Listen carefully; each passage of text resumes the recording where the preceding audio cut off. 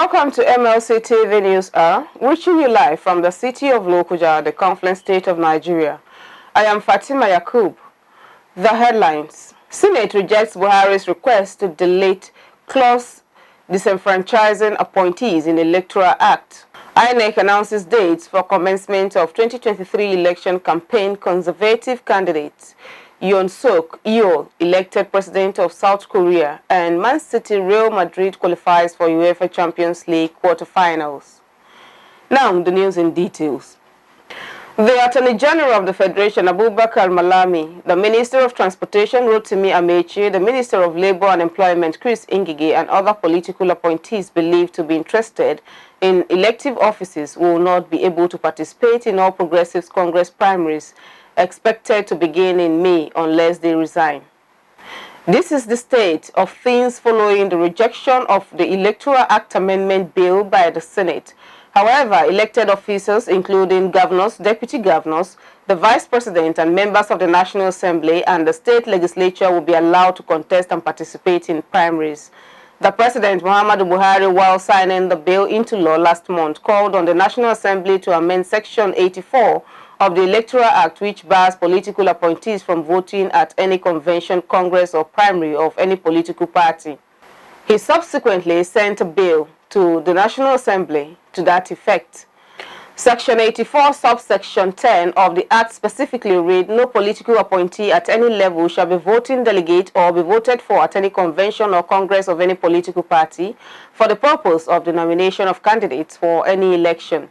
It further states that where a political party fails to comply with the provision of this Act in the conduct of its primaries, its candidate for election shall not be included in the election for the particular position in issue. Buhari had subsequently asked the National Assembly to amend the bill, arguing that it was at variance with the Constitution.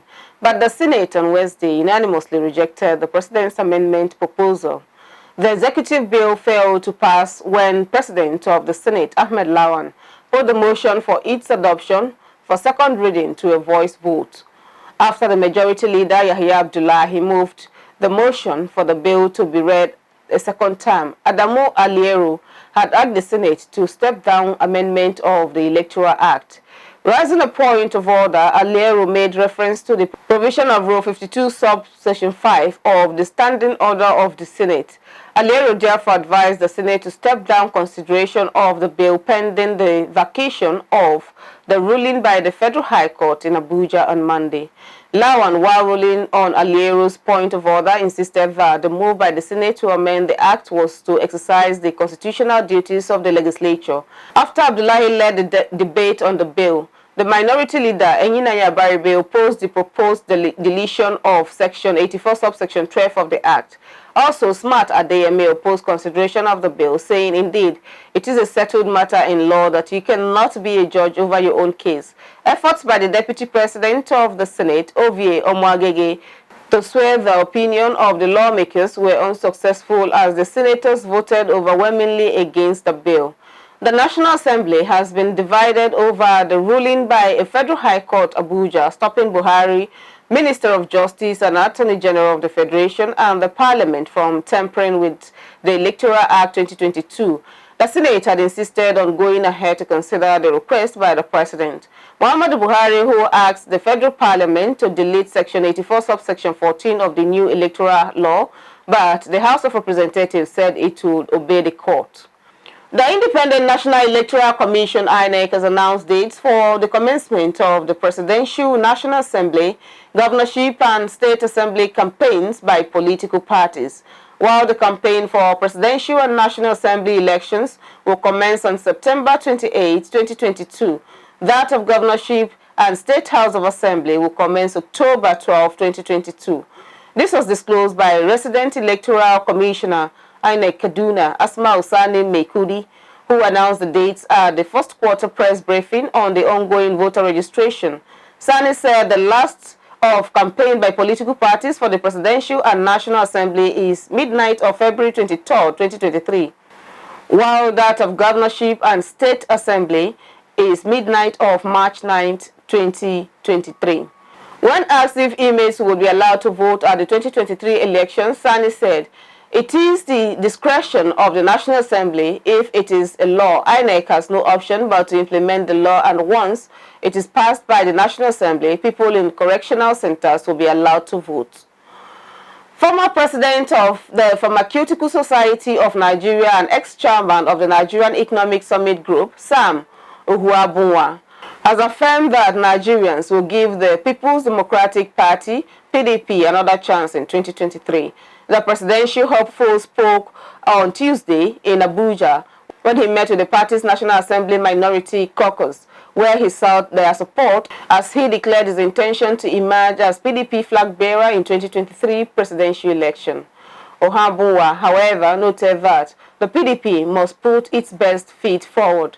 According to him, we have done some research that shows that Nigerians don't like PDP, but they hate APC and they are willing to give PDP another chance. Whatever has made them not like PDP, whatever it is the marketing by the APC, this is what the market says.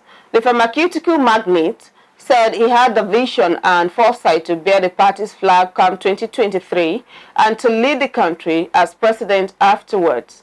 In his address, the Senate Minority Leader, Enyinnanya lauded Ohuabunwa's passion for a better Nigeria. He said, "We can see in your discussion how you want Nigeria to be better than it is today. That is what each of us wants for Nigeria. We want to wish you well and tell you to march on. As you go, remember that the National Assembly is part of those that will make your journey easier." Meanwhile, the Minority Leader of the House of Representatives, Ndudi Elumelu, charged all PDP presidential aspirants to compete peacefully.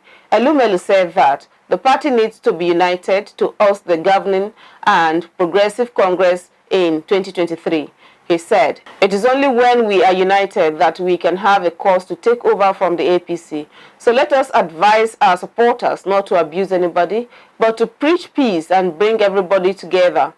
Ohuabunwa is the third presidential aspirant openly meeting with the NAS caucus to discuss their presidential ambition. Earlier, former Senate President Ayim, the former Vice President Atiku Abubakar, has expressed their interest to run for the office of the president on the platform of the PDP. Ondo State Governor Rotimi Akeredolu has urged the national chairman aspirant of the All Progressives Congress, Sani Musa, to continue with his consultations and not get distracted. According to a statement, the governor spoke when he received Musa and members of his team who paid him a courtesy visit at the government house, Akure. The governor was quoted as saying that the APC needs a national chairman who is energetic, accessible, and people-oriented. Musa, who was said to have visited Akeredolu, who is also the chairman of the Southwest Governors Forum, in continuation of his consultation with governors and stakeholders of the APC on his ambition. The statement read, "Governor Akeredolu harped on the leadership qualities expected of the potential chairmanship candidate of the APC, stressed that the ruling party at this crucial stage will do well to avoid candidates with predetermined ulterior motives for the party even before they assume leadership." Musa, in his speech, solicited the support of the governor on his ambition ahead of the party's national convention scheduled for March 26th. The Kogi State Advisory Intervention Committee on Culture and Tourism has submitted a report to the state government. The 9-man committee led by its chairman, Otumba Segun Rusewe, who is the Director General National Council for Arts and Culture, while submitting the report, said the committee was committed to actualizing the mandate upon which the advisory committee was set up. Otumba Rusewe, who was represented by the alternate chairman of the committee and Kogi State Commissioner for Culture and Tourism, Salifu Isa Idachaba, reassured the state government that the members of the committee will continue to bring their wealth of experiences to bear in the discharge of their duties, explaining that the committee is blessed with men and women who are traveling far and wide, exploiting potentials in the sector.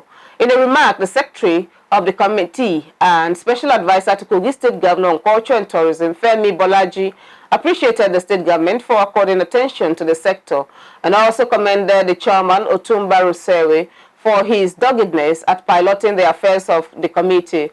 Receiving the report, Secretary to the state government, Dr. Folashade Arike Ayoade, said the report will be forwarded to the state governor, Yahya Ados Bello, for further actions. While describing the submission of the report as timely, Folashade commended the committee for her commitment and professionalism deployed to the implementation of the terms of references as approved by Governor Bello.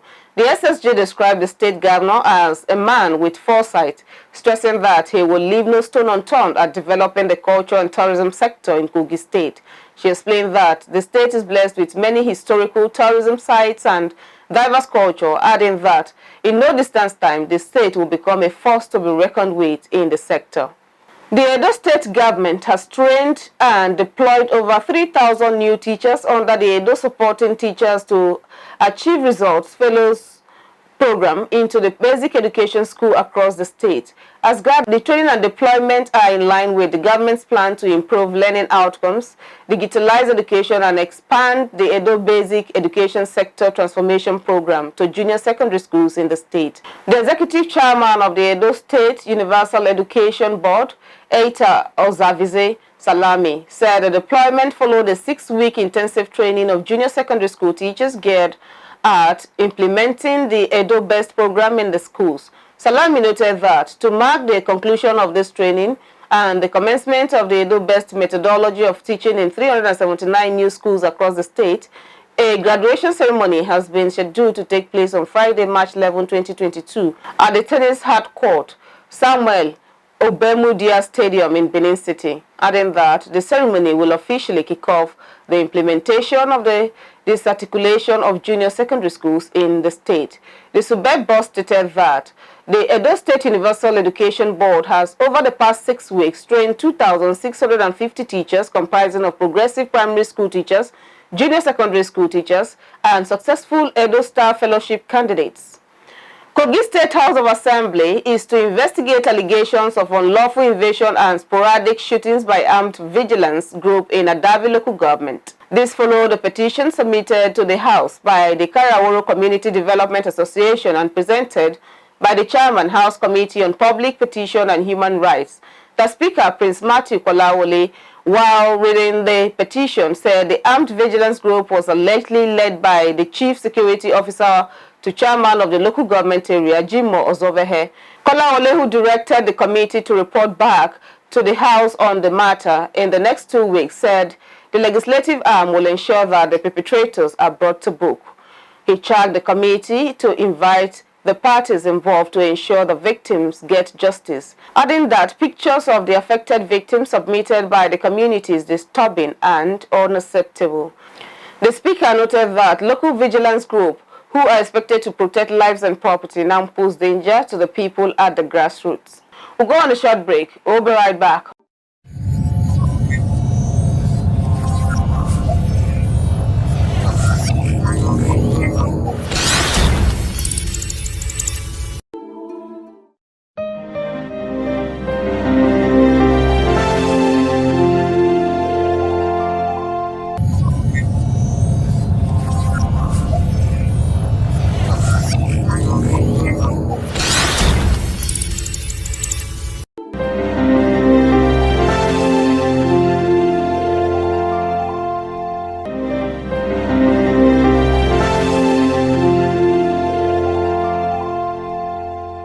Every country has its peculiar system of government. In Nigeria, we practice democracy, and this is applicable in some countries across the globe, including the United States of America.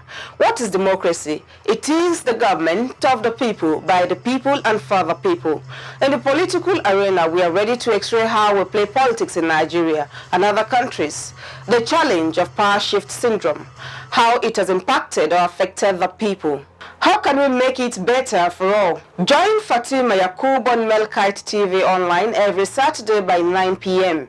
to discuss and examine all about the politics and the power that be.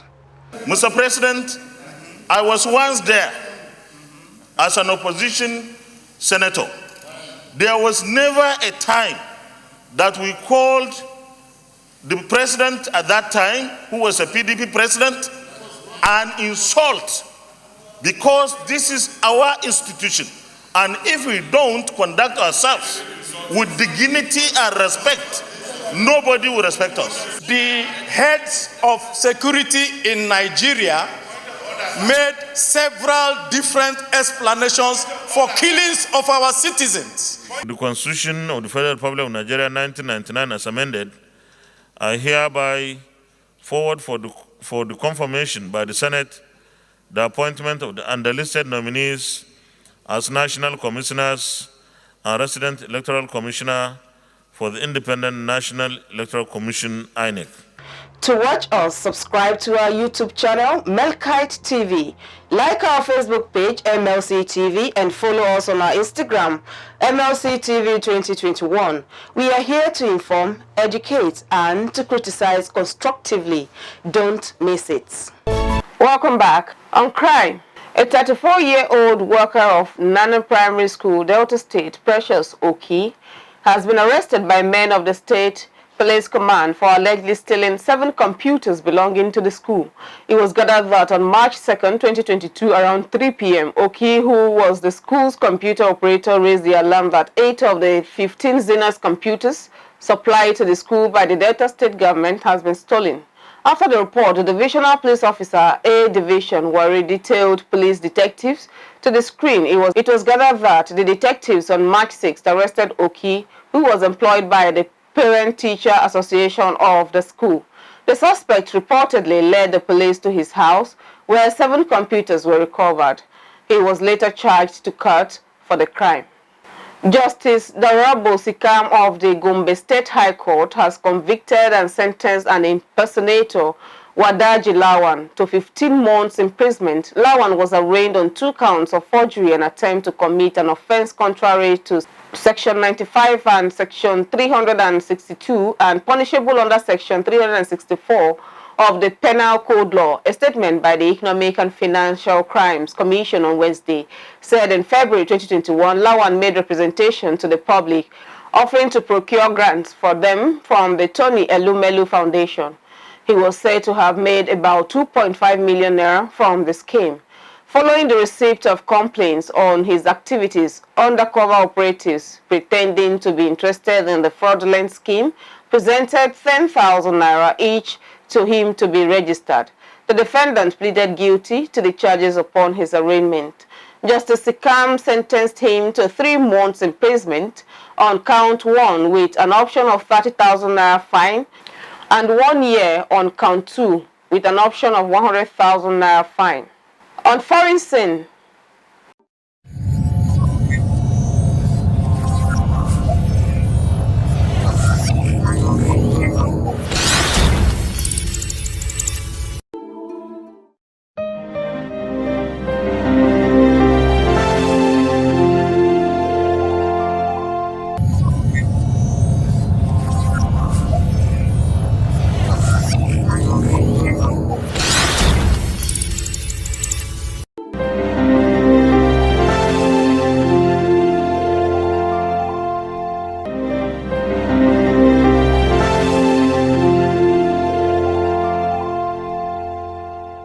South Korea has chosen a conservative opposition candidate, Yoon SUK-YEOL, as the country's next president following a tightly contested race.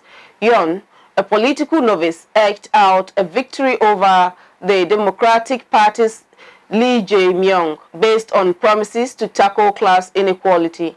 He called his win a victory of the great South Korean people, but the result was one of the closest in history, with the final count separated by less than 1%.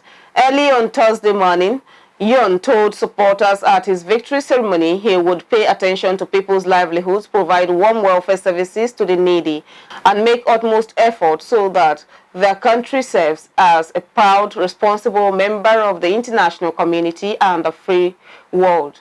Both presidential candidates were viewed as widely unpopular throughout the campaign. Analysts said voters appeared so disenchanted by the frontrunners that local media dubbed the vote election of the unfavorables. Still, Wednesday's election saw a high turnout, with 77% of eligible voters casting a ballot. Top of voters' concern were skyrocketing house prices, stagnant economic growth, stubborn youth unemployment, and gender inequality. Yoon had also made abolishing the Ministry of Gender Equality and Family a central pledge of his campaign. The ministry largely provides family-based services, education, and social welfare for children and spends around 0.2% of the nation's annual budget, less than 3% of which goes towards the promotion of equality of women. The White House has already sent its congratulations to YOON, saying U.S. President Joe Biden is looking forward to further expanding the two countries' ties. YOON will become president, but with a Democratic Party majority in the single-house National Assembly, the incumbent Moon Jae-in of the Democratic Party had to step down due to constitutional 5-year limits of the presidential term. EU leaders will scramble Thursday to find ways to urgently address the fallout of Russia's invasion of Ukraine that has imperiled the bloc's economy and exposed a dire need for a stronger defense. The meeting at the Versailles Palace was said to be the high point of France's 6 months EU presidency, but President Emmanuel Macron will instead spearhead a crisis summit to answer Russian leader Vladimir Putin's brutal disruption to decades of stability in Europe. The leaders will grasp how the EU can live up to its responsibilities in this new reality, protecting their citizens' values, democracies, and their European model. The 27 heads of states and government meet as fighting raged for a 15-day in Ukraine, with more than 2 million refugees escaping mainly to Poland, but also to countries across Europe. The heart-wrenching conflict has seen a swell of support in the EU for Ukrainian President Volodymyr Zelensky, and leaders were expected to seriously consider the leader's plea to swiftly join the EU and escape the clutches of Russia. But diplomats said the main topic in Versailles was to urgently explore ways to shore up Europe's self-reliance in a starkly more dangerous world, especially on energy. The energy price shock caused by the Ukraine invasion has endangered an EU economy emerging from the ravages of the coronavirus pandemic and fueled heated discussions on how to protect consumers.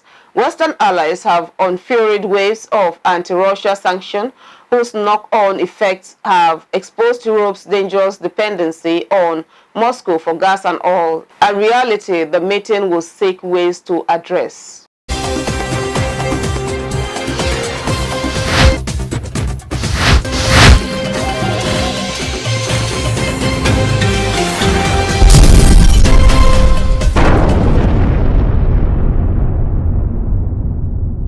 And on sport, Manchester City and Real Madrid have booked their place in quarterfinals of this year's Champions League after the second leg of the round of 16.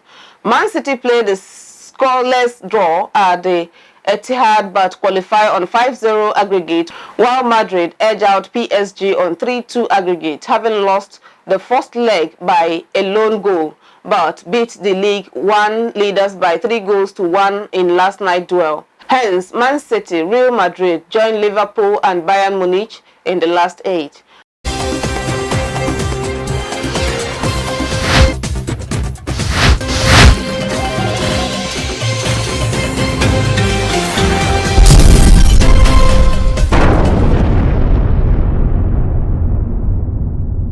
And that's all we have for you on our news package today. Join us tomorrow evening via our YouTube channel, Mlc Tv, to watch our news hour. You could also like and follow us through our Facebook page, Mlc TV, Instagram, Mlc TV 2021, and Twitter at Mlc TV1. For your event coverage, feedback, comment, or contribution, call any of our numbers displayed on your screen. And don't forget our special programs designed to educate, inform, entertain, and reform. The programs are Family Affairs, Saturday 7 p.m., Political Arena, Saturday 9 p.m., and Local Government and You, Friday 9 p.m. Don't forget our news is Mondays to Fridays. We are Mlc TV, reaching everywhere, informing everyone. I am Fatima Yakub, and do not forget to be nice to your neighbor to build a happy society together. Have a blissful night rest. See you tomorrow.